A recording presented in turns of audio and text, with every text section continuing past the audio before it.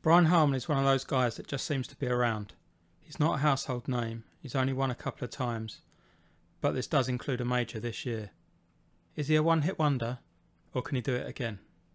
Let's have a look. Hello, welcome back to the Pro Show. So we're looking at Brian Harman. He turned pro in 2009, plays left-handed, but he's actually right-handed. Joined the PGA Tour in 2012. So, I'm not sure I'd call him a journeyman. He's made nearly $33 million on tour, which is a huge success by any stretch of the imagination. He's not won very much. He's won a handful of times. Won his first major this year. I want to just have a look at the stats, see how he won, and see if it's something that he could possibly do again, or if he's just a one-hit wonder. So let's dive in. Looking at his skill profile, you know without me telling that he doesn't hit it as far as everyone else. He hits it straight and not very far. I think his average is like 285 yards. He's a good approach player, great around the green, and really good at putting. If we have a look, we'll have a look at his career summary quickly. His last win was in 2017. He was kind of okay at everything, or good at everything apart from approach play. And I know that around 2019 there was some coaching changes. His long-time coach was not very well for a while. His current coach was drafted in to kind of act as a liaison, so someone who was there in person, who could report back to the head cheese. The head cheese ended up passing away, unfortunately, and the new guy became the main man. So the things that I've heard that they work on is alignment constantly, and putting, which is no surprise when we look at some of the rest of the data. So he started to get a little bit more consistent. Like, we can see some of these years some fairly shocking approach numbers.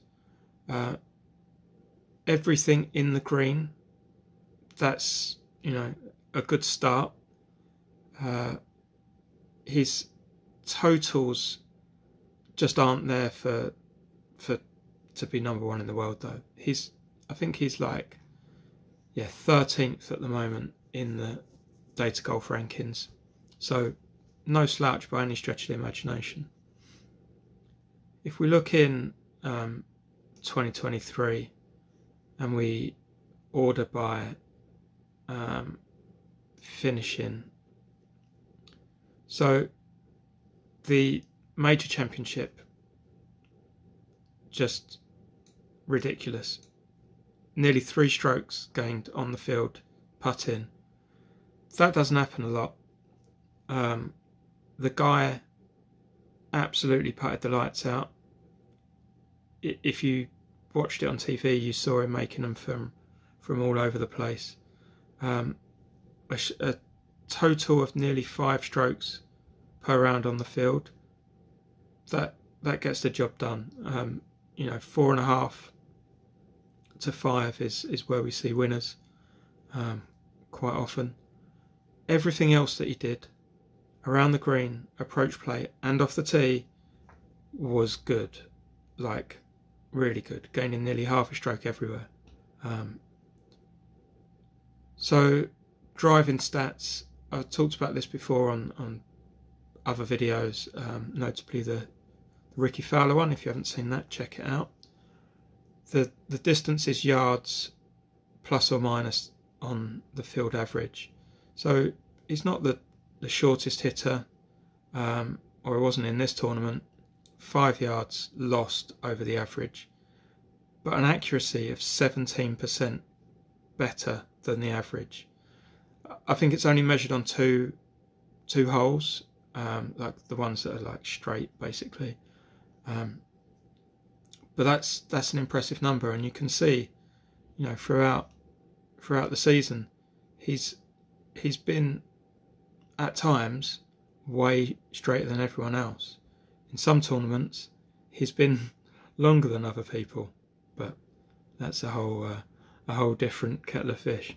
So the putting then, it doesn't directly correlate. Like, you know, he had a great putting round, a great putting round, a decent putting round, a great putting round. But you get down to here, not putting well, missing cuts, right? Also, he's doing some really bad stuff elsewhere when he's missing the cut. But putting does make a huge difference, and he has the ability to putt. If we look at 2022, you know, the Open Championship, again, he stood out. That was kind of the time when I really noticed him. Like I say, he's around, but you might not notice. Again, 2 1/4 strokes per round on the field putting, which you didn't see in previous years. So he's definitely improved. He's definitely moved his ceiling higher, which I think is important. At some point,